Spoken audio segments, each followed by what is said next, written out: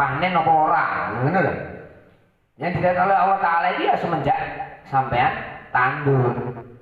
Tandur sampean itu ore. Makanya adunya mazraatul akhir. Sama nuri bilang jadi dunia inilah tempatnya kita untuk bercocok tanam sehingga ketika nanti kita mati kita tinggal menuai buahnya. Jadi gak ngendani wong mati dhisik. Lakukanlah sesuatu yang paling baik. Ya Ali, wahai Ali, tasoddaq sedekah sapa sira ala mauta kae ngatasé wong mati sira. Fa inna Allah Ta'ala krana setuhune Allah Ta'ala iku kot wakala teman-teman masrakan sapa Allah malaikatan ing malaikat yahmiluna kang padha gawa sapa malaikat sedaqatil ahya'i ing boro-boro sedekahe wong urip ilaihim maring maut fayafrahuna mongko padha bunga-bunga sapa mauta biha kelawan sedekah asad dama kelawan banget-bangete barang kanu kang ana sapa mauta yafrahuna iku padha bunga-bunga sapa mauta fi dunya ing dalam dunya. Diperintah kita oleh Rasulullah SAW, diperintahkan bersedekahlah kalian untuk orang-orang yang sudah mendahului kalian. Sama di wong tua sama wis gak ono misalnya. Sedekah untuk mereka. Sama duwe dulur sama wis mati. Sedekah atas nama mereka. Kenapa? Karena orang-orang yang sudah mendahului kita itu mereka akan merasakan kebahagiaan yang luar biasa ketika ada sesuatu yang diberikan kepada mereka yang mati. Merasa bahagia. Jadi bukti kita itu nek awet dhewe cinta kepada seseorang itu, lakukanlah sesuatu yang baik yang membuat hatinya bahagia. Sama duwe bojo, cinta duwe bojo sampean. Yo lakukanlah sesuatu yang membahagiakan. Lek bojo sampean jewure. Nah, bojo sampean wis mati, lakukanlah sesuatu yang membahagiakan kepada orang yang mati, yaitu cara bersedekah atas nama si mati. Sehingga kebaikan itu bisa dia rasakan. Mereka akan merasakan yafrahuna fid dunya. Asad damakan yafrah. Mereka akan merasakan kenikmatan yang luar biasa.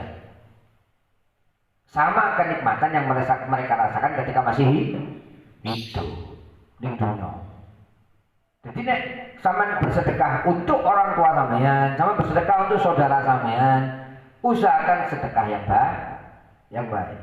Seberapa bahagianya sama bersedekah untuk para orang-orang yang sudah mati, maka kebahagiaan itu pula akan dirasakan bagi mereka. Si mati itu akan rasa bahagia. Makanya wong urip itu apa yang bisa dilakukan kepada orang yang sudah mati, yaitu memberikan bantuan doa atau sedekah. Atas nama siapa? Kepada siapa? Atas nama dan kepada orang yang sudah mati. Dan jangan khawatir, sama juga akan mendapatkan kebahagiaan, doa yang serupa, pahala yang serupa dari sesuatu yang sama sedekah. Aku nak rugi aku sedekah kaki bapakku, bapakku yang seneng laku. Sama juga akan mendapatkan kebahagiaan yang sama.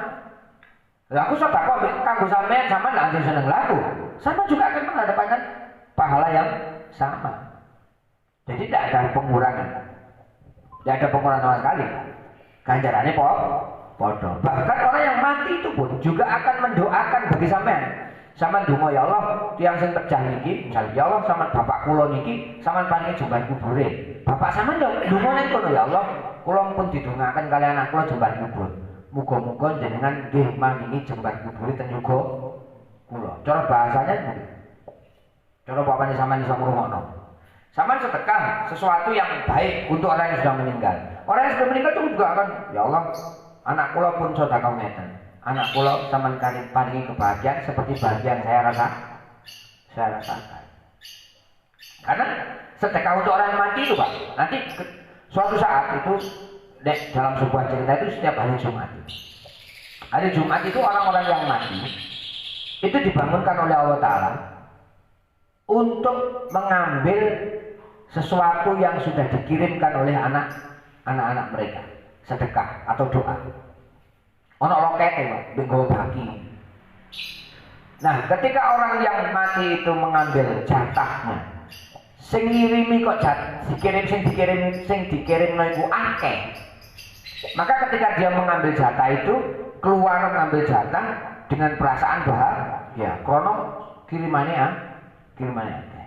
Begitu kirimannya akeh, dia akan duduk di samping kuburan masing-masing sambil menikmati kebahagiaan yang dia rasakan karena kiriman yang dikirim anak yang mau atau kiriman orang lain, podo ae. Dan ketika orang yang tidak pernah dikirim, ketika dia bangun, kabeh podo ngantri, dia ngantri. Begitu giliran dia jupuk, ternyata kan kiriman blas. Dia akan kembali dengan wajah murung dan malu. Isi. Sebab apa? Sebab kan sing ngirim, Jadi bagine kok kosong. Dia balik nang omah dengan tidak membawa, kembali kepada kuburannya dengan tidak membawa hasil apapun. Nah, suatu ketika ada cerita itu, orang wong alim yang mimpi ketemu kalau si fulan yang sudah meninggal. Begitu ngipi melihat si fulan yang sudah meninggal itu, si fulan itu dalam keadaan bahagia. Kemudian ditanya sama orang alim itu, sampean kok sebahagia ini hidup, sampean kok enak meneng kuburan? Ceritanya ya apa? Saya itu punya anak yang setiap hari dia mengirimkan bacaan Al-Quran kepada saya. Lah anakku, sampaikan kepada anakku ini kalau saya dalam keadaan bahagia sudah. Krono apa? Krono kiriman Quran untuk mau. Lah anak sampean ndi? Anakku di pasar. Golek orang anakku di pasar ini jenenge si fulan, penggaweane iku dodolan di pasar. Tapi setiap hari ngirim Quran. Lho iki enake gak enake wong sing ngerti barang gaib. Makanya sampean gak usah kepengin ngerti barang gaib ngono. Sampean ketika ning kuburan terus ketok kabeh wong di kuburan iku modele apa kira-kira ya apa sampean? Melayu lek sing wedi. Lek umpamane gak wedi, ana apa Pak sampean kok ngene? Aku tolong ya sampeno anakku di Malaysia. Lho ngono te ya apa ya? Sampeyan bondo duit dhewe. Ya, nang Malaysia golek tiket-tiket dhewe gak dikei sing mati lho. Iki amanah. Amanah sing mati. Dikekno nang sampeyan kok nyampekno amanahe ning Malaysia. Utawa gak Malaysia kejadian lah.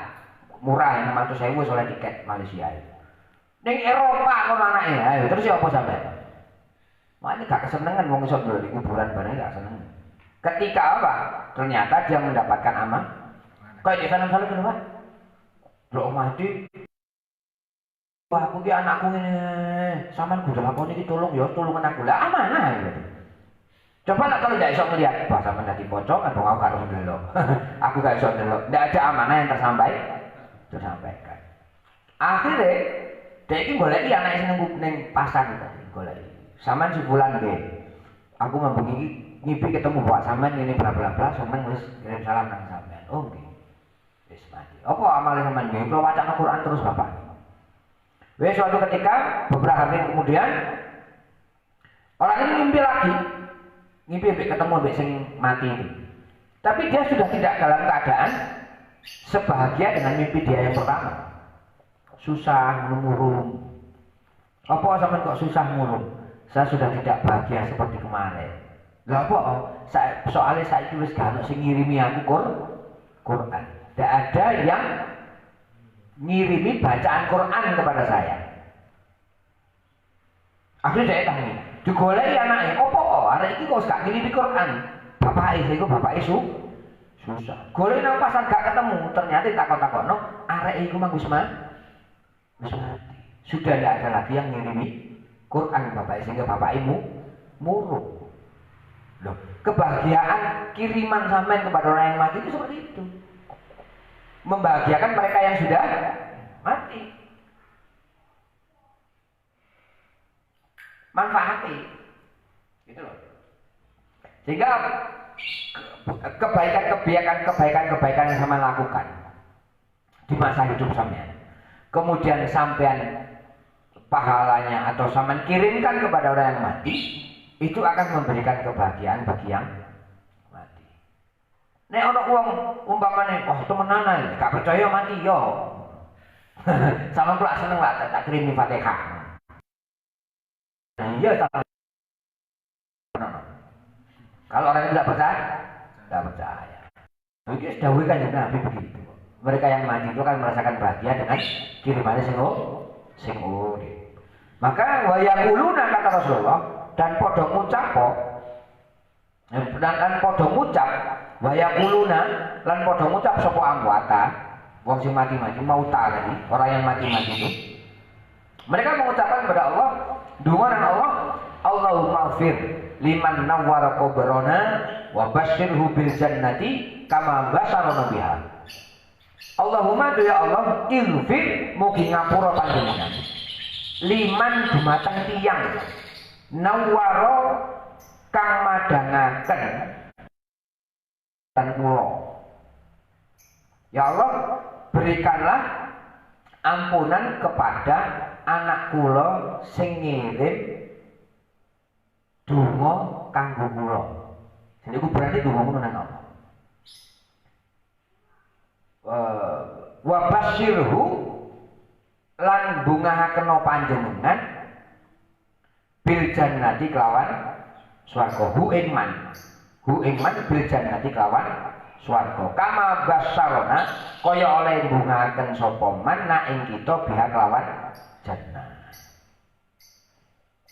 Lare sing ngirim kula donga niku Gusti sampean paringi jembar kubure.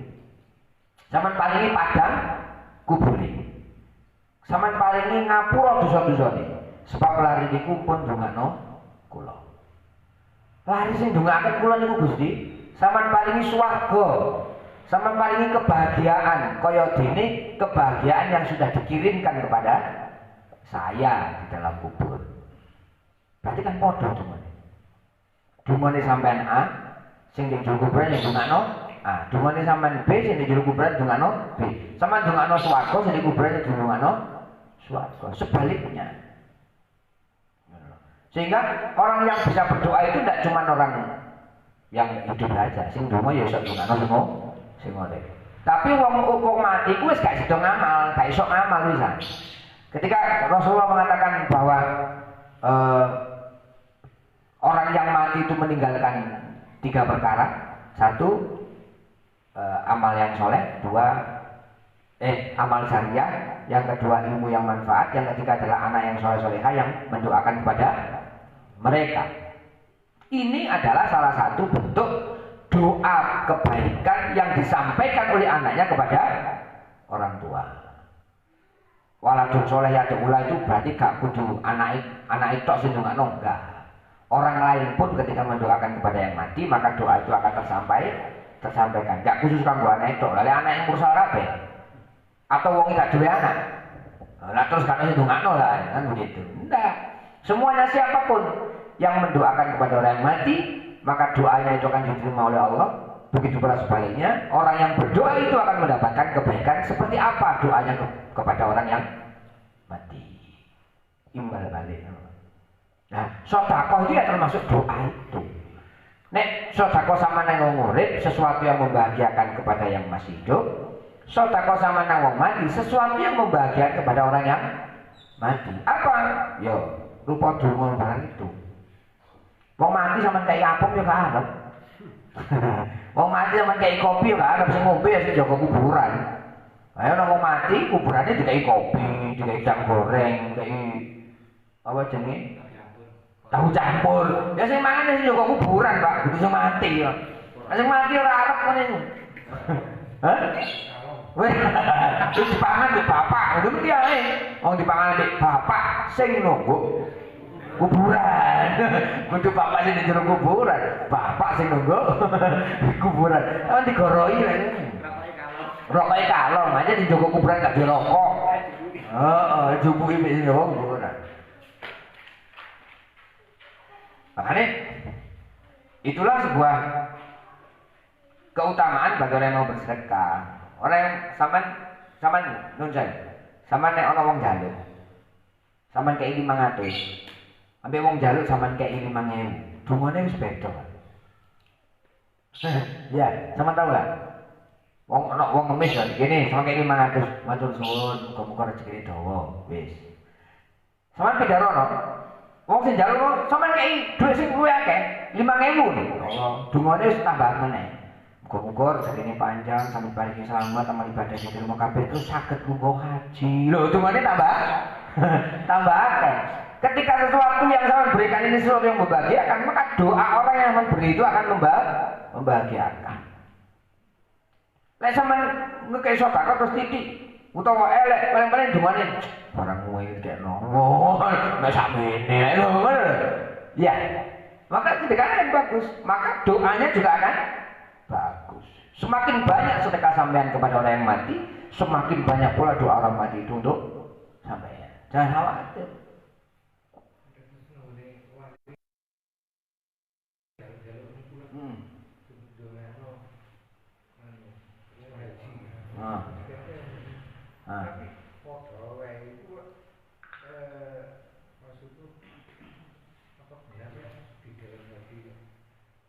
Yo gak ono temenanan ngono.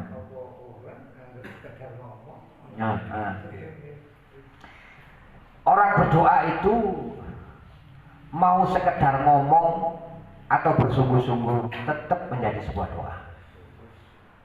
Cuman kualitasnya yang berbeda. Kualitasnya yang berbeda. Orang yang bersungguh-sungguh memohon kepada Allah itu akan punya kualitas yang berbeda dengan orang yang cuma sekedar ngomong tok nang Allah. Basa-basi. Ya Gusti Allah yang delok oh iki donga. Tetap. Jadi kualitasnya yang berbeda. Nah, kualitas yang disampaikan, doa yang disampaikan oleh orang yang memberi, oleh orang yang itu akan berhubungan dengan kualitas orang yang sehingga ketika sama memberi dengan bahagia, memberikan dengan yang banyak, doanya yang orang yang diberi itu ya akan semakin mantap. Kabeh kayak 500-an, sama kayak 500-an, dungane pancet. Kabeh kayak 500-an sama kayak 2.000, dungane tambah. Pasti itu. Pasti gitu. Dungane tambah. Karena doa itu ya seberapa besar keinginan orang yang didoakan ini ketika memberi. Aku duit konco Gresik. Dia pernah cerita sama saya. Bojone itu mau melahirkan. Kemudian dia telepon gurunya. Yai, niki kula nyuwun pangestune bojo kula kan jenenge nglairaken. Tapi niki sik ruwepet koyo mboten buka-buka, tapi pun wanci. Terus kata gurunya begini, awakmu nama kuburannya Sunan Giri. Karena letaknya rumahnya di Gresik. Ning kono gawa duit wong orang-orang yang meminta di jajaran kuda-kudakan kayak ono kabeh. Njaluk donga ning kono. Njaluk donga ning wong sing kok kek. Waran nek bojomu kate babaran. Angel. Nggih, budal. Setiap orang yang minta dikasih, setiap orang yang dikasih. Di warung bojo kula katene babaran cuma dongakno, bojo kula babaran. Gurung tek ngekeki wong sak mulai iso sampe dukur, dia ditelepon bojone lagi wis lahiran. Padahal saat durunge nyanok membuka kata dokter kira-kira ini harus operasi. Dia gak gelem operasi. Ya apa karena operasi biayanya akan semakin besar, semakin banyak. Ya apa jangan gak operasi, telepon yang gurune. Sedekah. Begini loh, sedekah nang Sunan Giri. Gurung mari ngekeki wong sampe dukur bojone wis lahiran. Wis lahiran. Nah, itu barokah sedekah. Karena orang yang diberi itu juga akan berdoa. Tapi ketika sama ngekeki mek titik misalnya ngekeki 500 lho. Sama nih anak lahiran kayak 500. Oh, no. Ya jangan selalu akeh teman. Ya artinya jangan diambil itunya. Ketika sampean memberi, maka orang yang diberi itu akan merasa bahagia. Dan kebahagiaan itu akan menjadikan doanya lebih murni, akan menjadikan doanya lebih khusyuk, lebih makbul. Karena dia berdoanya dengan rasa bahagia. Sama dengan orang yang terzolimi. Orang yang terzolimi itu doanya makbulan. Kenapa? Karena dia merasa tersakiti betul. Kalau merasa dianiaya, akhirnya dungane itu temenan. Ya Allah, kula nyuwun pokoke tiyang niku sing dolimi kula kudu sampean paringi ngaten. Lho iku dungane diterima Mbak Allah Taala.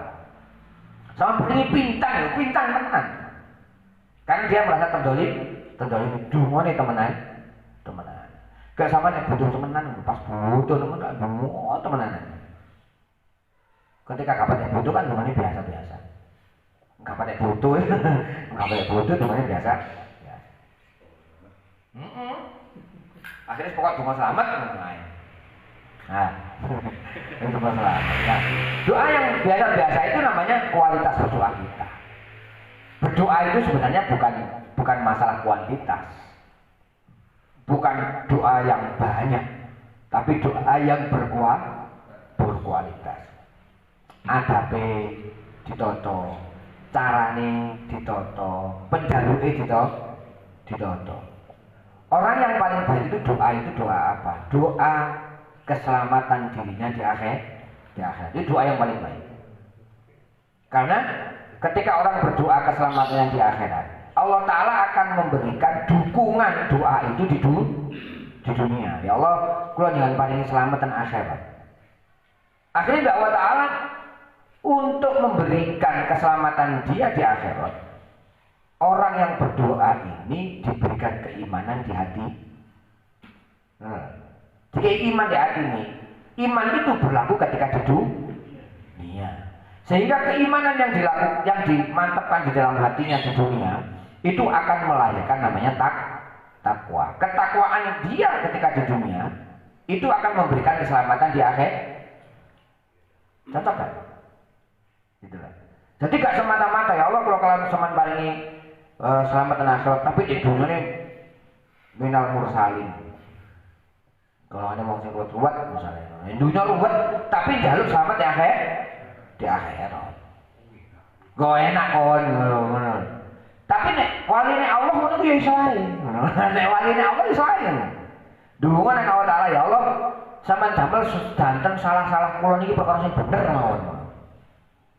Kira-kira jenengan iki seneng pundi nek kula dadi umat Kanjeng Nabi mlebu swarga, apa dadi bolone setan mlebu neraka sampean seneng sing pundi? Lho. Nek sampean seneng kula mlebu swarga ki sampean dadekno kula golongane umat Kanjeng Nabi, dadi wong sing apik. Nek jenengan seneng kula mlebu neraka ya sampean dadekno golongane setan ae terus. Lek sampean nyenengno kepingin Rasulullah seneng ki sampean dadekno kula niki ahli ibadah. Sampeyan nek kepingin kekasih sampeyan Rasulullah niki susah ya sampeyan dadekno mawon kula niku wong elek. Tapi nek ku wali sing donga Pak, aja sampeyan. Sampeyan sing donga kok kabeh. Karo donga dijojoi nek pangeran ngene.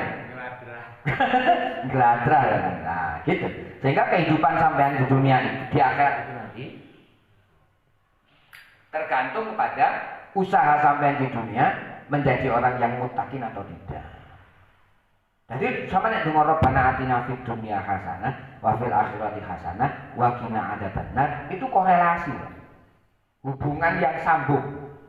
Lek sampean ning dunya hasanah, maka sampean akan berperilaku baik. Ketika kebaikan sampean di dunia, maka itu akan mengimbas kepada kehidupan sampean di akhirat. Kehidupan sampean akhirat masuk swargane Allah, berarti wong lek mlebu swarga iku adoh teko neraka.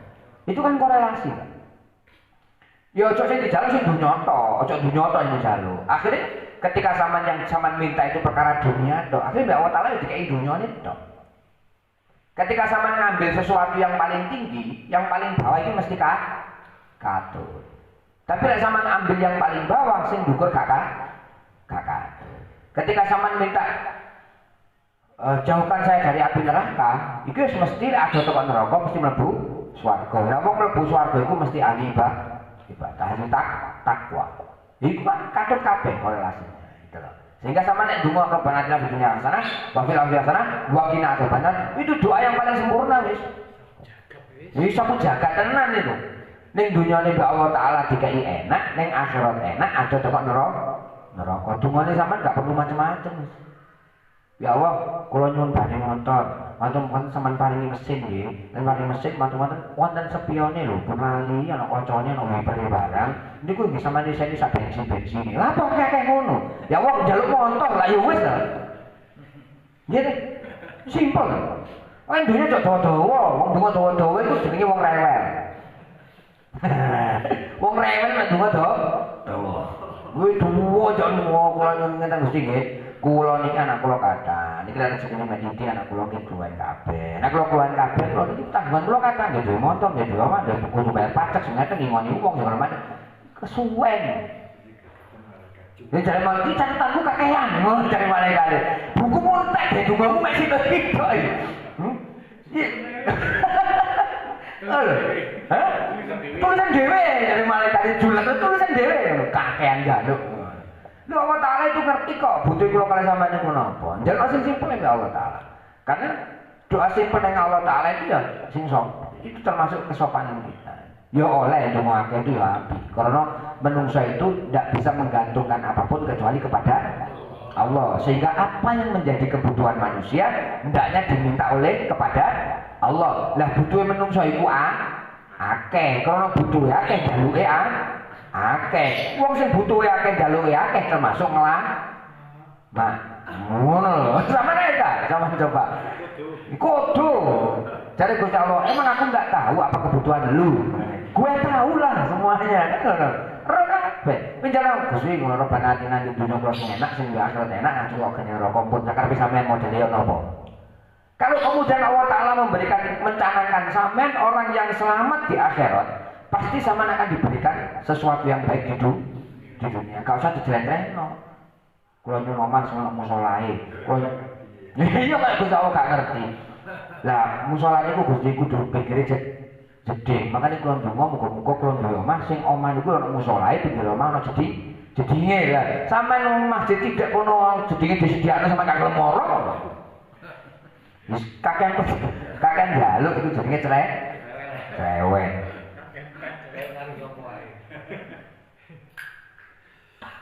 Kayak karo sapa ae. Dan kadang-kadang ada kekhawatiran ketika orang itu berdoa panjang, sing dijaluk akeh di hadapan orang banyak, itu kemurnian berdoanya akan berkurang. Kalau saya ingat ada yang cerita Habib Lutfi itu ketika berdoa di Malang dia Rampal, ya siapa yang ceritamu ya? Ketika berdoa Habib Habib Lutfi itu ngopo apal. Ya, Habib Lutfi itu dungane akeh Pak kalau sampean nulis terus sampean gak kira nulis dungane Habib Lutfi. Wis saking dawane donga. Tapi ketika itu Habib Lutfi dungane ya Rabbana atina fid dunya hasanah wa fil akhirati hasanah wa qina adzaban. Nah ngono tok. Ya karena itu doa sudah mencakup semua kebutuhan kita. Fid dunya hasanah wa fil akhirati. Saya yakin fid dunya hasanah itu Gusti Allah paham. Wa fil akhirati hasanah Gusti Allah ya wis wakil ada benar Gusti Allah paham. Lah kesimpulannya nanti jahil lah yang paling penting. Iya kan. Ketika kita di hadapan orang banyak hubungannya wakil, lek di omah hubungan dewi selama ada di dunia. Kayak ikhlas jelas. Mesti ini ku dongake lek dewi mau semuanya. Ada cerita begini. Orang ikhlas itu begini. Orang kalau melawan nafsu. Saya dengar cerita ini dari mana ya, saya lupa. Tapi ini ceritanya. Insya Allah kurang lebih. Iki ono arek pondok. Suatu ketika dia mari mulai. Kalau mari mulai teko omah itu kan dia pondok nggawa jajan. Ya. Asli dia itu nggawa tempe. Tempe itu didekek nang kamar. Ditinggal metu. Arek balik tempenya wis entek. Sing kok jajan tempe, tempene wis entek dintano kancane. Begitu entek dhek golek tempe lho, kok wis entek. Akhire dimingi-mingi mbek kancane, "Kon kepengin tempe iki ya?" Ah, dipangan. "Kon kepengin iki?" Ah, dipangan mbek kancane. Akhire dimingi-mingi. Saat itu juga dia ada futuh di hatinya, terbuka pintu hatinya. Oh iya, inilah yang namanya nafsu. Ketika saya pingin, maka saya harus meninggalkan. Karena kalau saya melakukan sebuah keinginan saya, mewujudkan apa yang menjadi keinginan saya, maka ini adalah nafsu. Saya harus berusaha meninggalkan hawa nafsu. Sehingga pada saat itu, mulai saat itu dia tidak pernah makan tempe sampai kira-kira 4 tahun. Jadi orang tempe dia gak gelem, didui tempe gak dipangan. Karena dia pingin tempe. Walaupun dia lapar, orang tempe dia gak makan tempe. Karena ada keinginan nafsunya untuk makan tempe. Jadi sing disenengi ditinggal. Suatu ketika dites be koncone, hari iki gak tau mangan tempe, tak jane omah kowe. Tak gorengno pitik, ambek tak gorengno tempe. Kira-kira sing dipangan sing ndi? Ngono. Akhirnya dijane omahe digorengno pitik, digorengno tempe, digorengno tempe. Ketika datang itu otomatis kan muncul cara sampean milih di tempe Pak PT, milih di mana? Milih jelas Pak PT, apa mana pitik Jawa, mobil sambel orek, ngono segone hangat. Tempe kan luar biasa, apa ini? PT kan luar biasa. Begitu dipilih PT tempe, kok ternyata dia milih tempe. Begitu milih tempe, mari mangan ditakoki Kang. Sampai itu kan tidak pernah makan tempe selama sekian tahun. Nah saiki sampean tak tuki tempe ambek pitik, kok malah sing sampean pangan tempe ini? Kok gak pitike? Kemudian dia menjawab ini. Ketika saya datang ke sini, aku ketok tempe, aku ketok pitik, aku kepingin pitik. Pingin makan pitik. Saya berusaha untuk melawan hawa nafsu saya. Aku gak pengen makan pitik wis. Tak pangane tempe. Padahal nafsuku kepingin makan pitik. Hubungannya apa? Aku kepingin melawan hawa nafsu. Ketika yang pondok pengenane aku kepingin tempe, makanya aku gak tahu mangan tempe. Lah saiki aku kepingin wak pitik, aku gak mangan pitik, tak mangan tempe ini. Itu caranya menghajar hawa nafsu itu. Caranya ngilangno hawa nafsu itu begitu. Jadi apa yang sama inginkan, jono. Iya, ya sebenarnya ya tergantung keinginan kita sebenarnya, tergantung target kita seperti apa. Semuanya itu akan mudah ketika kita punya keinginan yang kuat. Akan menjadi sulit ketika keinginan kita lemah, himmah kita lemah, keinginan kita lemah. Cita-cita kita, setinggi apapun cita-cita kita, ketika kita berusaha dengan semampunya, insya Allah cita-cita itu akan tercapai sekuat tenaga. Nah, begitu pula orang melawan hawa nafsu. Ketika sampean pingin, aja dilakoni, aku pingin mangan, gak. Aku gak pingin mangan no. Enggak cara hawa nafsu ngono. Akhirnya orang itu tidak terbawa oleh keinginan, tapi kebutuhan. Kalau lagi butuh mangan, utang luwe, kanggo ibadah ya mangan. Lek gak luwe, ya gak usah mangan. Nah, sama nanti aku kan tidak begitu. Luwe gak luwe, lek kepingin tuku, pokok kepingin. Lek kepingin tuku, gak kepingin yo gak. Itu namanya mengikuti hawa nafsu. Rawon nguling enak, lapo tunggu pecel. Rawon enak kok tuh yo, tuku rawon. Nah itu namanya perilaku baik ketika ujungnya itu begitu.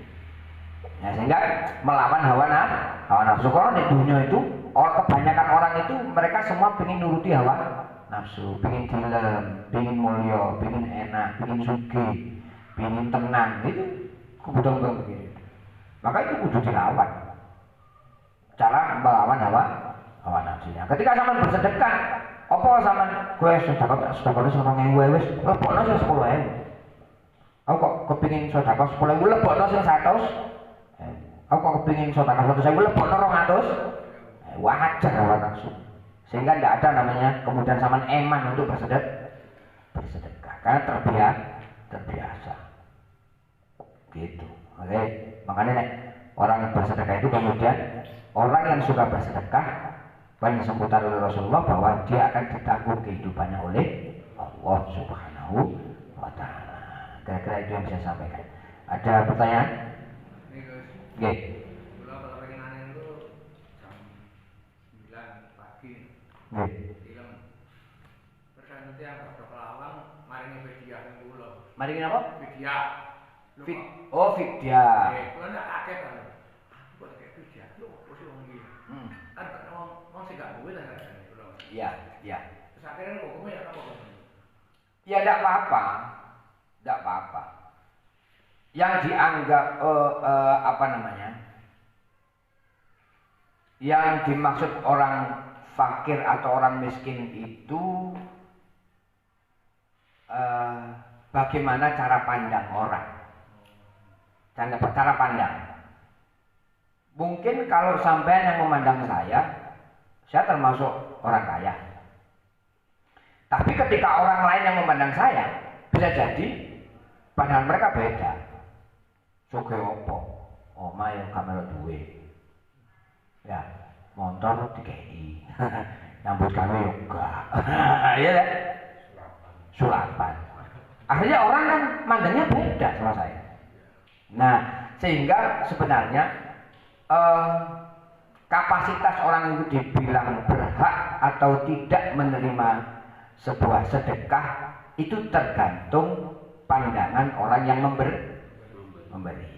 Tadi saya sampaikan dari awal, orang sedekah itu tidak dibatasi harus kepada fakir miskin saja. Ya yang orang yang dianggap membutuhkan. Maka walaupun orang kaya, kalau kemudian dia butuh, ya sedekah. Padahal mestinya orang kaya mesti bersedekah. Maka dan jangan merasa bahwa wong ini menghina saya, tidak menghina. Itulah rahmatnya Allah. Orang itu kalau memberi rahmat itu nggak pilih neng sapa-sapa. Wong ini kayak Allah itu kalau memberikan rezeki itu nggak milih kepada siapa-siapa. Mestinya Allah Taala ngekei rezeki yang banyak itu kepada orang yang ini gila. Ya aku bisa sampean itu mestinya rezeki ini kudu sing akeh. Lah nggih. Injing-injing jam 12. Ante motor mandek kan motor sak proses dut wis.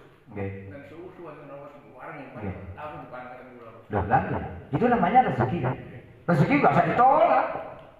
Disitulah Allah Taala memberikan rezeki kepada kita. Sehingga makanya rezeki itu loh, gak mungkin kijolan. Sama menang-menang itu aja rezekinya sama jadi kayak lapo beras itu terus gak dikain nang udang. Omah sing pinggir dalan. Kok kalau sing jero-jero nyempil-nyempil lah opo. Ya ada rezekinya sampean gitu loh. Dan jangan merasa kemudian ketika sama diberi orang kemudian orang itu melemahkan sampean, jangan. Itulah namanya nikmatnya Allah. Bahkan mungkin kalau kemudian rezeki itu sampean tolak, itulah namanya sampean takab. Aku itu wong cukup. Lah apa kan dikai barang? Ngene lho.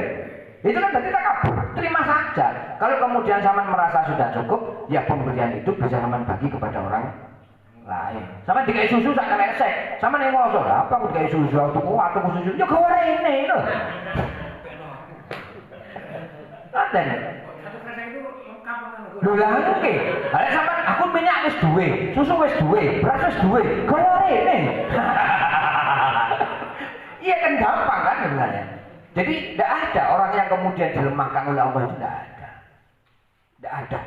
Sehingga semuanya orang itu dirahmati oleh Allah. Jadi seperti tadi saya lanjutkan. Upamane Allah Taala ngekei rezeki nang wong sing kurang-kurang tok. Mestine Pak Jito gak tambah sugih. Lah apa mung sugih rezeki. Kan rezeki sing kuat-kuat ngene lho. Iya kan? Sehingga Allah Ta'ala itu kalau memilih kepada siapa Allah Ta'ala memberi, itu menungso gak iso nyegah, gak iso nolak, gak iso nyegah, gak iso njaluk, gak iso nolak. Terserah Allah. Sehingga ketika kita diberi, terimalah ini sebagai rahmatnya Allah. Begitu pula ketika Allah Ta'ala memberikan cobaan, Allah gak milih pandang. Allah Ta'ala gak milih pandang. Gusti Allah ketika kayak susah Pak. Gak sing susah itu gak wong sing marat tok. Wong sing sugih dikai susah. Saya punya teman di Blitar, sugih lah. kontere loro, tukune akeh, musuke. Lho dikai susah mbek Allah Taala gampang, ditekakno ae maro apa pegawai pajak. Saman jangan bayar pajak sampe tahun sampe miliar dari mumet deh. Ayo, duwe akeh, sugih gak kurang apa-apa, akhirnya ngedol motor wae. Wong lek Allah Taala itu ngekeki susah kan gak pandang bulu. Lah sampean sing iki gak tau susah ya, guyu semua nang tak ono dhewe. Ini kan Allah Taala ki rahmat kepada kita. Inilah yang harus kita syukuri kepada Allah. Bahwa rahmat Allah Taala itu tidak pandang bulu. Cobaan Allah itu diberikan tidak pandang bulu. Maka terakhir saya sampaikan sing husnudzon dengan Allah. Apapun yang diberikan Allah pada kita, ini rupanya Gusti Allah ngekei rahmat. Maka terimalah dengan rasa bahagia. Dikai susah, ya tetap bahagia. Dikai kebahagiaan yang matur suwun dengan Allah Ta'ala. Dikai seneng alhamdulillah. Dikai susah yang sing sabar. Ini namanya kita husnudzon dengan Allah Subhanahu wa Ta'ala, bahwa segala sesuatu yang diberikan Allah adalah untuk kebaikan kita. Jangan merasa minder terhadap apapun. Oke, yang lain?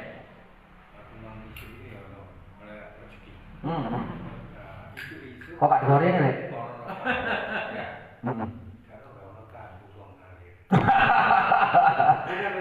Lu iya. Iya rezeki. Coba kalau misalnya sampai di kongkon mall, kongkon tuku tahu rong ngelih.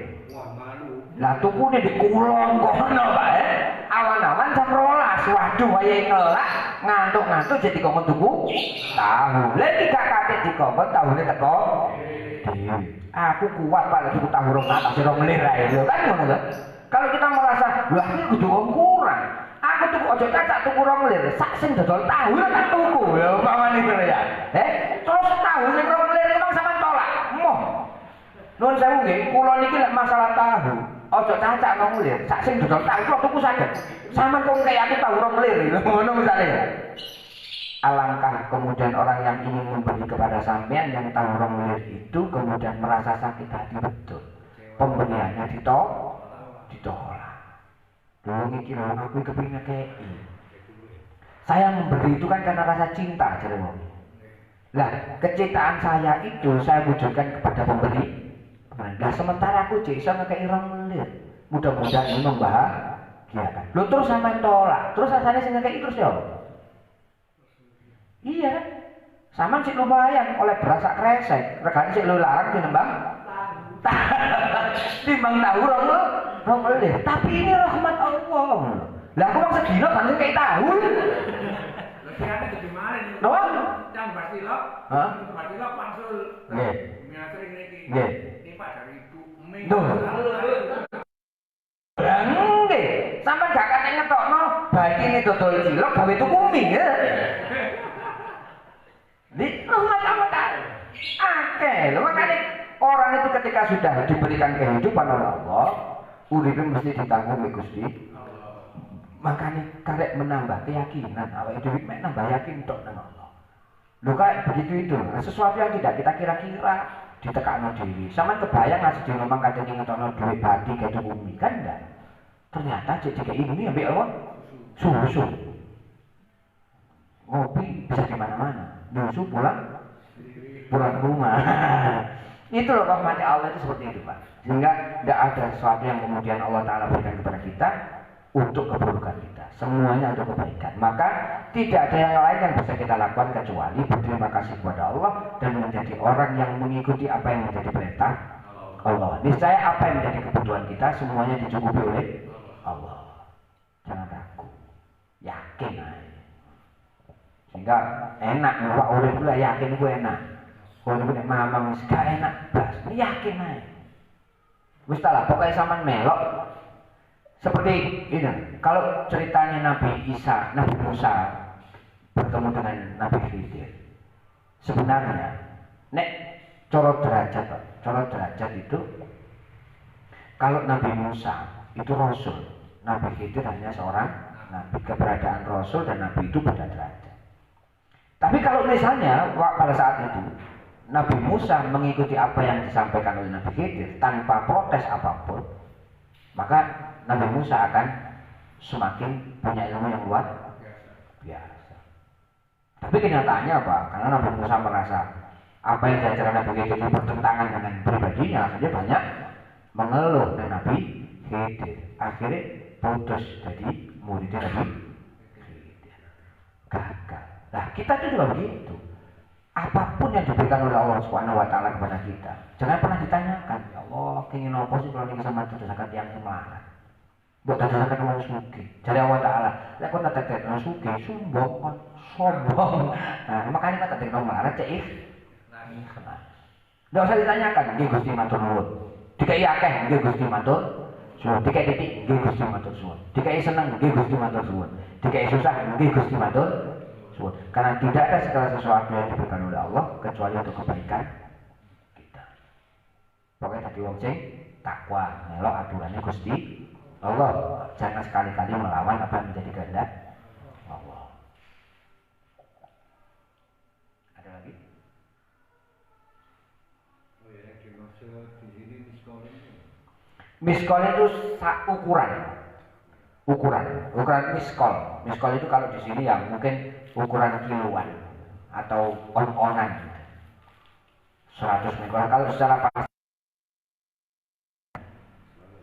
saya tidak tahu bahasa Arab miskol itu cara Indonesia sak piro ukurannya. Tapi itu ukuran cara ini gram-graman on-onan kiloan. Jadi yang disampaikan oleh Rasulullah sak puluhan ambil 100 miskol. Berarti kan luwih akeh 100 miskol. Misalnya satu miskol itu sak puluhan, berarti 100 miskol 100 puluhan. 1 puluhan itu akan lebih baik ketika halal daripada 100 puluhan tapi gak halal. Itu maksudnya. Miskol itu ukuran apa? Terus ngirim ngaos misalkan ngaji gitu nih. Terus ceritanya kalau yang kubur. Itu kan urusan yang sepahe sido nggih. Yang setunggal lha sing badhe dikirimi donga napa ngajine niku tiyang duka mbah, duka derek, duka tiyang sepah. Napa kudu ngaos tunggal-tunggal napa saged niku borongan ngoten. Bisa. Sebutkan saja kepada Allah, ya Allah, kirimkan pahala ibadah saya mengaji ini untuk si fulan. Boleh, tidak masalah. Artinya bisa aja. Ahli kubur. Boleh, tidak masalah. Tapi akan lebih baik kalau khusus terlebih dahulu, baru kemudian yang muslimin wal muslimat. Kalau nama itu disebutkan cuma namanya aja, umpama Muhammad Imam. Iya. Imam juga. Akan lebih baik kalau sebenarnya malaikat Allah juga tidak akan keliru menyampaikan pahala kepada siapapun. Tapi cara syariatnya kita harus lekatin ngirim barang itu kudu alamat jelas. Karena sing jeneng Imam Syafi'i gak main kita. Ono Imam Syafi'i ini kono, Imam Syafi'i ini kono. Binnya berbeda. Imam Syafi'i bin siapa? Bin bapaknya siapa? Ono bapaknya takkan. Anaknya siapa? Gitu. Akan lebih baik kalau ada kekhususan bin siapa. Kayak Mbak ya. Kita nggak tahu anaknya Mbak siapa gitu. Terus kita sebut aja namanya Mbak Rosat. Ya. Cuma dari bapaknya kita nggak tahu. Ya. Kalau Rasulullah itu pernah menyampaikan, ada Rasulullah ditanya, Rasulullah, ini saya mengirim doa kepada si Fulan yang saya tidak tahu Fulan ini anaknya siapa. Rasulullah mengatakan semua manusia ini adalah keturunan Nabi Adam.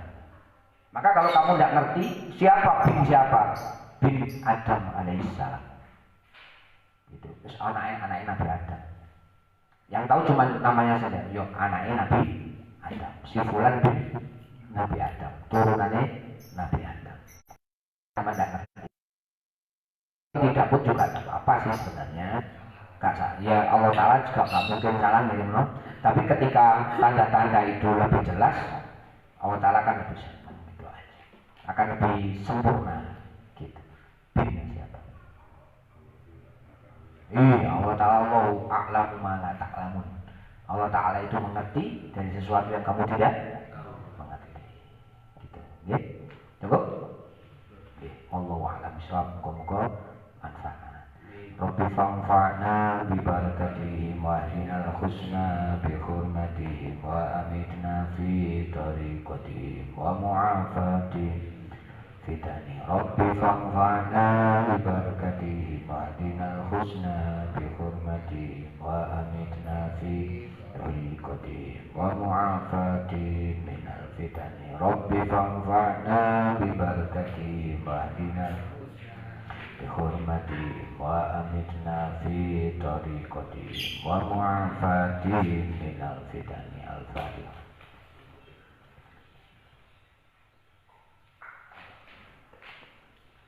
Assalamualaikum warahmatullahi wabarakatuh.